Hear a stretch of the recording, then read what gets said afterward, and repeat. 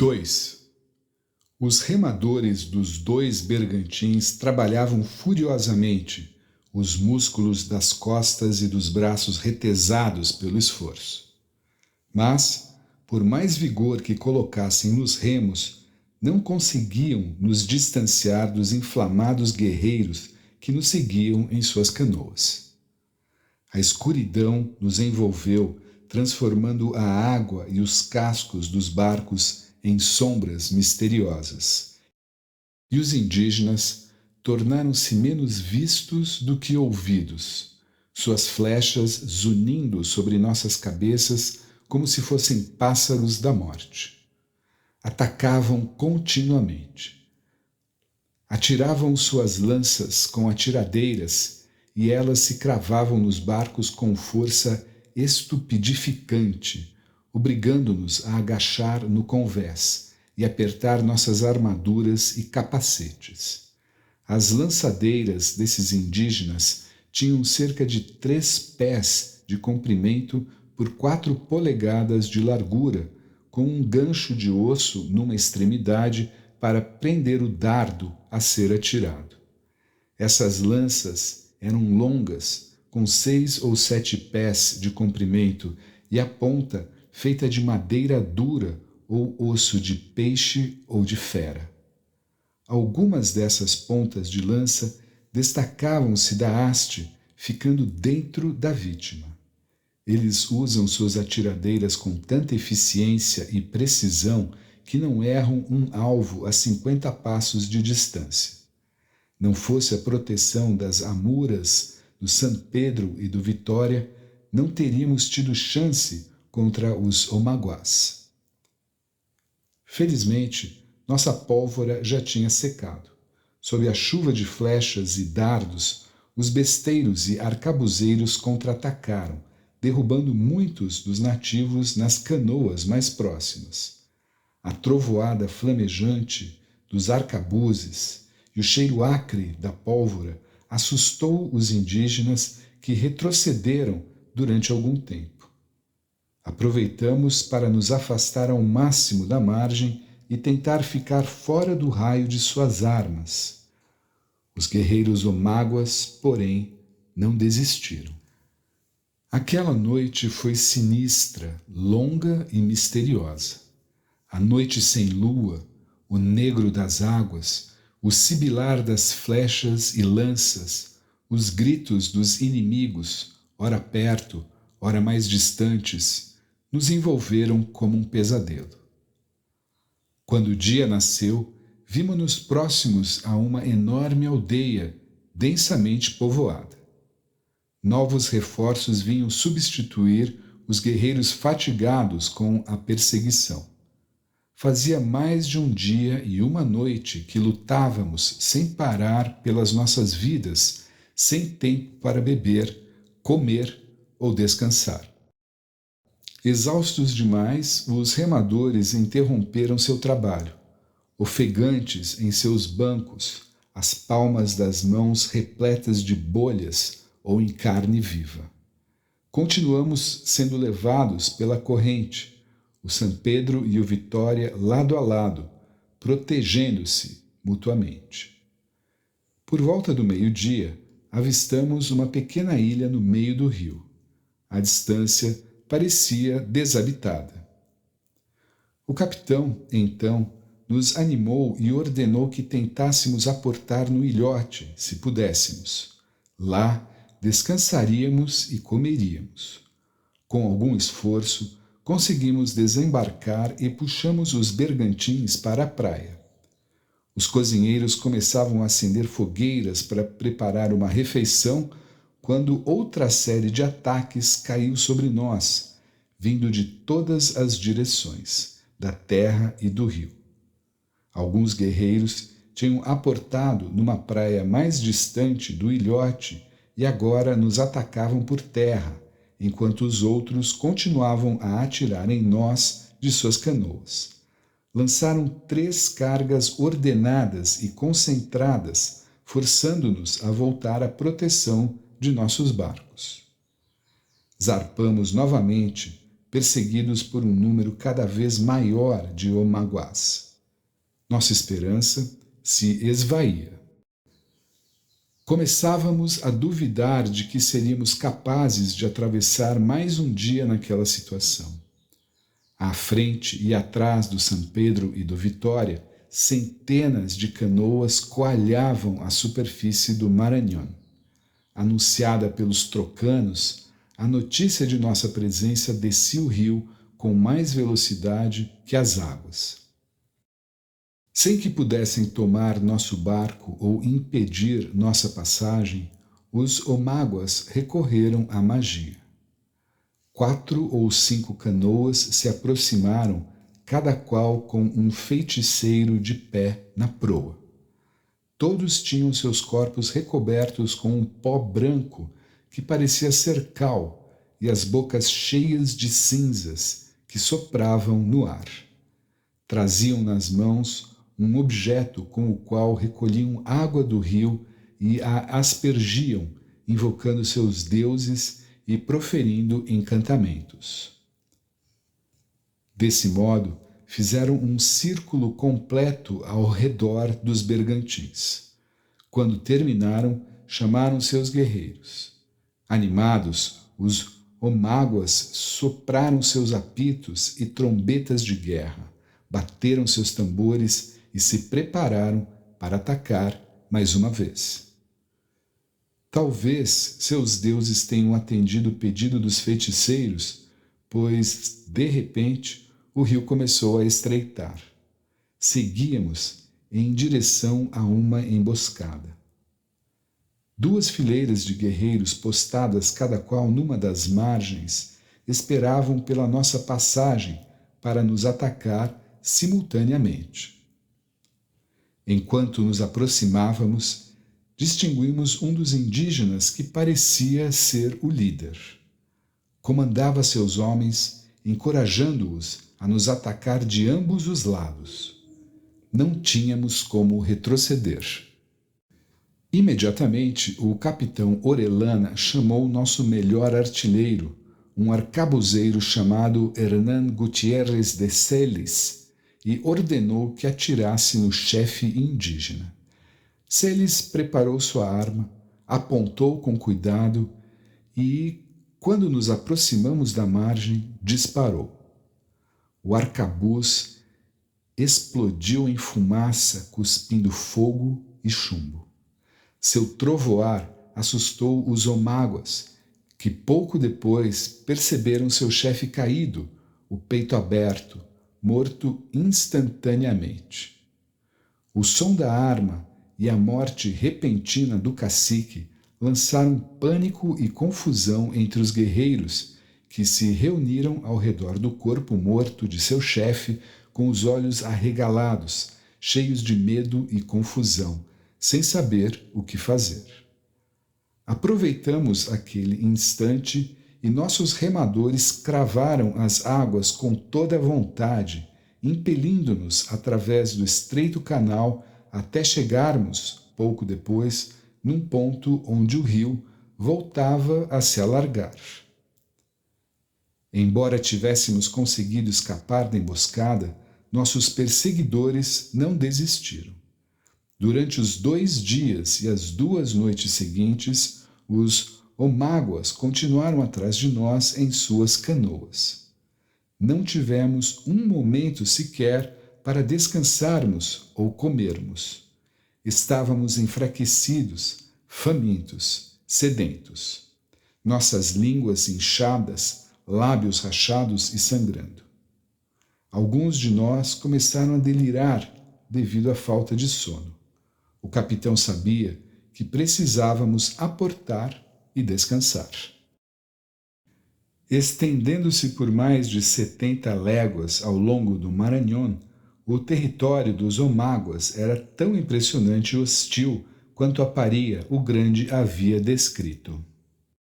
Embora não conseguíssemos explorar suas terras, pudemos, com efeito, observar a região e seus habitantes. Seu número era impressionante. Em certo trecho que se estendia por cerca de 45 léguas, as duas margens eram densamente povoadas, uma casa em seguida da outra. Uma dessas aldeias se estendia por cerca de 4 léguas, sem que houvesse qualquer espaço entre as habitações. Mesmo sem a oportunidade de visitarmos as terras de Matiparo, que se afastavam do rio e se estendiam ao interior, sabíamos que estávamos num país rico, o qual valia a pena retornar e conquistar. A julgar pelo que Aparia tinha nos dito, e até aquele momento as suas informações tinham se mostrado corretas, deveria haver um grande senhor chamado Ica, dono de imensos tesouros em ouro e prata, vivendo em algum lugar daquela terra. Depois de 4 dias e noites consecutivos de luta, chegamos ao que parecia ser a fronteira oriental dos domínios de Matiparo, pois as canoas pararam de nos seguir e os ataques cessaram. Além, podíamos ver uma construção que parecia ser um posto de fronteira, erguido num lugar elevado que dava vista para o rio. Aquela fortificação indicava o começo das terras de um outro senhor, chamado Oniguayal. Observamos o local enquanto nos aproximávamos. Parecia uma posição promissora, mas bem guardada. Se conseguíssemos tomá-la, poderíamos defendê-la. Assim, depois de nos consultar, o capitão decidiu que valia a pena tentar. Ordenou que os timoneiros dirigissem os barcos para lá e aos besteiros e arcabuzeiros para se prepararem. Entramos numa enseada calma antes do posto avançado e notamos que muitos indígenas tinham se reunido ali.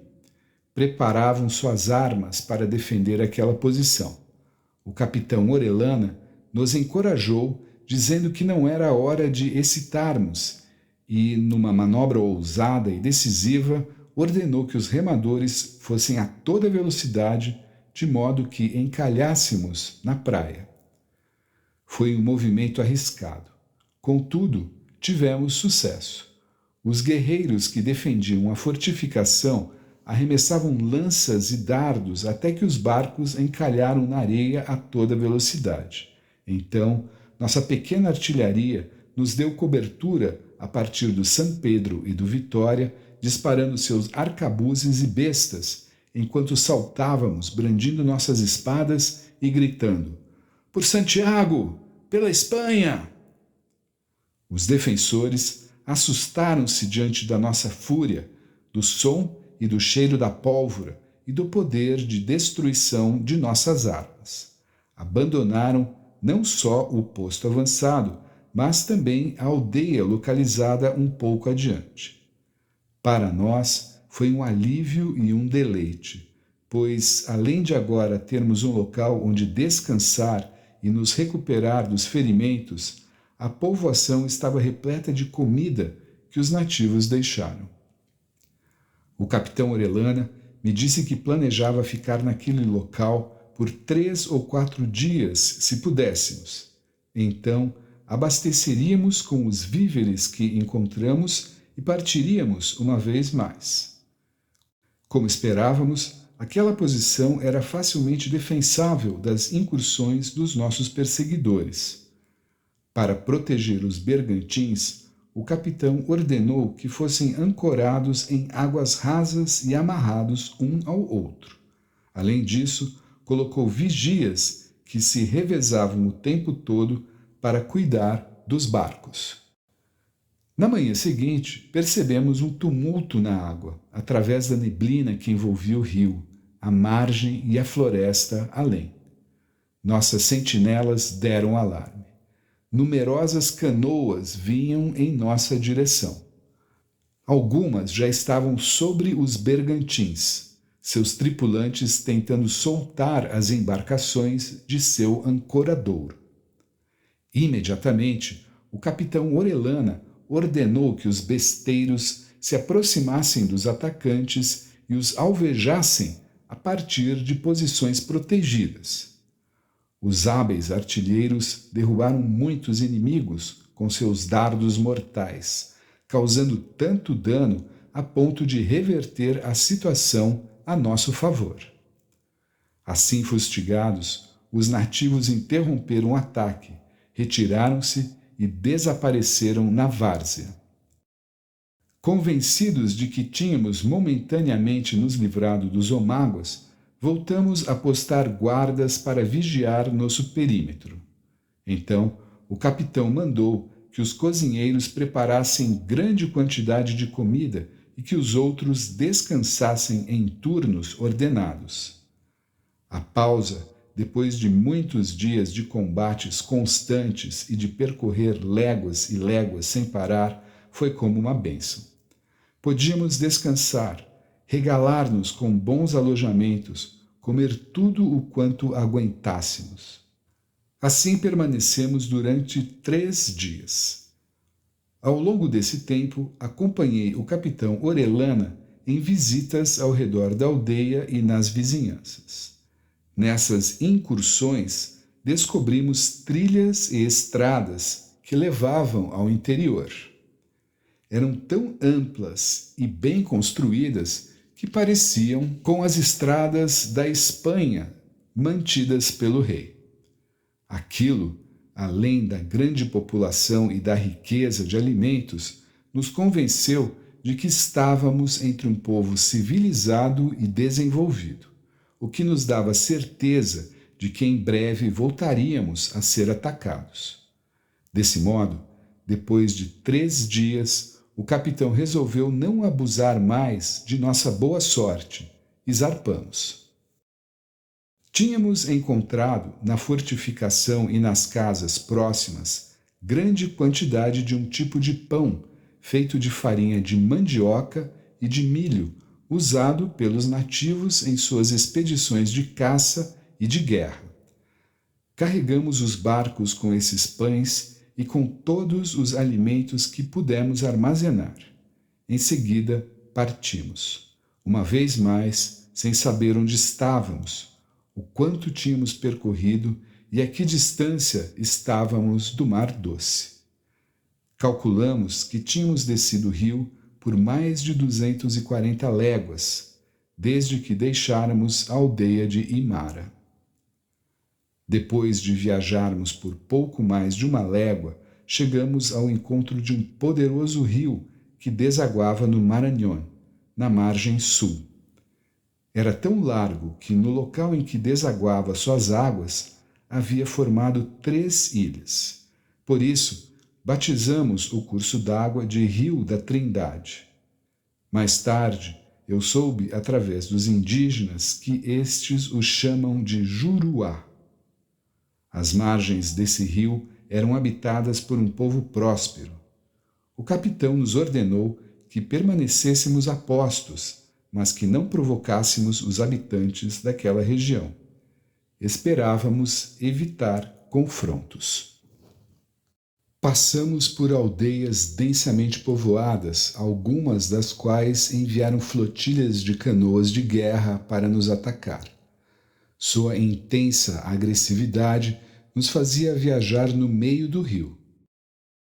Por vezes, os indígenas gritavam ao se aproximarem, dando a impressão de que tentavam se comunicar. No entanto, não pudemos compreender sua língua, nem mesmo o capitão Orellana, que se dedicava a aprender os idiomas nativos. Continuamos a descer o rio, repelindo os ataques dos guerreiros. Numa tarde, nos aproximamos de uma série de construções de aparência intrigante. Eram bem cuidadas e ficavam num terreno elevado na margem do rio. Embora o local fosse habitado, seu tamanho pequeno e a população aparentemente limitada nos convenceu de que poderíamos desembarcar e investigar.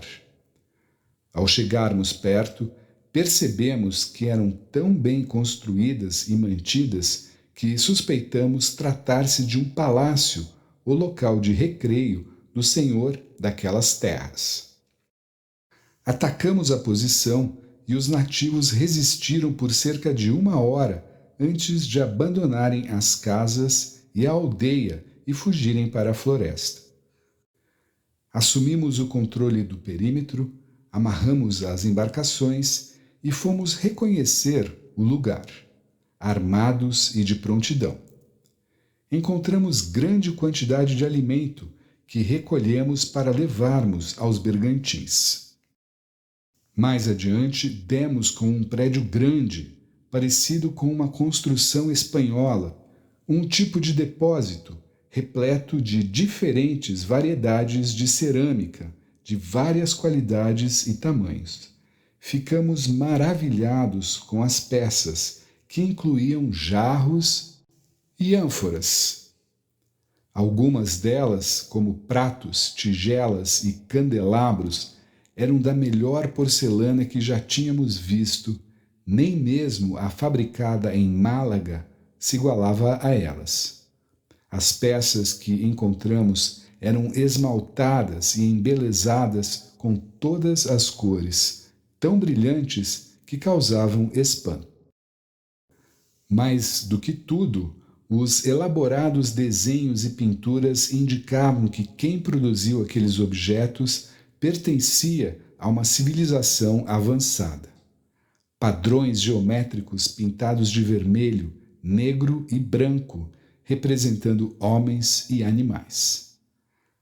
A grande quantidade de peças que descobrimos no depósito parecia mostrar que aquela pequena aldeia deveria ser o centro de uma região produtora de cerâmica e porcelana, talvez usada para a distribuição e o comércio entre as povoações rio acima e abaixo.